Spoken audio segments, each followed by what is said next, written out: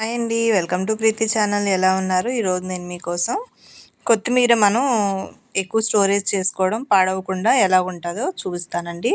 ముందుగా మనం కొత్తిమీర కట్టను తెచ్చుకొని ఇందులో ఉన్న నలుపు రంగులో ఉన్న అన్ని మడ్డి అంటా ఉంటుంది కదండి, ఇదంతా కూడా తీసేసుకోవాలి. చూడండి, వీడియోలో చూపిస్తున్న విధంగా ఇలా కొంచెం కొంచెం దులుపుకుంటూ మధ్యలో ఉన్నవన్నీ తీసేసి సైడ్స్ ఈ విధంగా కార్నర్స్ ఉన్న ఎడ్జెస్ అన్నీ కూడా కట్ చేసుకోవాలి. ఇప్పుడు వెడల్పాటి పళ్ళెం లాంటి దాంట్లో ఇవన్నీ కూడా ఇలా పల్చగా ఆరబెట్టుకున్నట్టు ముంచి 1 నిమిషం ఉంచి తీసేస్తే మట్టి అంతా కూడా దిగిపోతుంది కదండి. ఈ విధంగా శుభ్రంగా కడిగి పెట్టుకోవాలి. ఇసుక అనేది జారిపోతుంది.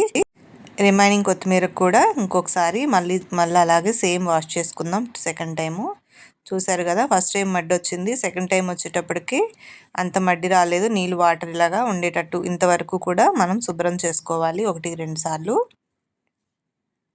ఇప్పుడు ఈ కొత్తిమీరని మనం నీడపట్టున ఒక క్లాత్ పరుచుకొని పేపర్ మీద కానీ ఈ విధంగా పల్చగా వేసుకొని ఆ చెమ్మంతా కూడా ఆరే వరకు ఆరబెట్టుకోవాలి. ఎండలో అయితే ఇది షింక్ అయిపోతుంది కొత్తిమీర అంతా.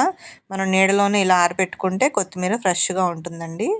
చెమ్మ లేనంత వరకు ఆరబెట్టుకోవాలి. చూసారు కదా, ఇదంతా కూడా డ్రై అయిపోయింది. ఇప్పుడు ఈ కొత్తిమీర అంతా వంచి పెట్టుకొని స్టోరేజ్ డబ్బాలో ఇలా అడుగున న్యూస్ పేపర్ యాడ్ చేసుకోవాలి. ఇప్పుడు ఈ కొత్తిమీర పెట్టుకొని పైన కూడా కొంచెం పేపర్ కవరేజ్ ఉండేలాగా ఇలాగ ఫోల్డ్ చేసుకోవాలి. అంటే ఫ్రిడ్జ్లో ఉన్న చెమ్మ అనేది తగిలినా కూడా కొత్తిమీర పాడవకుండా మనకి దాదాపు ఒక 15 డేస్ వరకు ఫ్రెష్గా ఉంటుందండి నేను చెప్పిన పద్ధతిలో. చూడండి, ఈ విధంగా స్టోరేజ్ చేసుకుంటే సరిపోతుంది. చూసారు కదా, 1 వీక్ వరకు కూడా నేను నెక్స్ట్ 1 వీక్ తర్వాత ఇలా తీస్తే ఈ విధంగా ఉంది. ఈ స్టోరేజ్ చేసుకునే విధానం మీకు ఎలా నచ్చిందో నాకు కామెంట్ చేయండి. Thank you for watching. ఈ టిప్ మీకు నచ్చినట్లయితే మీ ఫ్రెండ్స్కి కూడా ప్లీజ్ షేర్ చేయండి. కొత్తగా నా ఛానల్ చూస్తున్న వాళ్ళైతే ప్లీజ్ సబ్స్క్రైబ్ మై ఛానల్ అండి. Thank you for support. Thank you. Keep watching.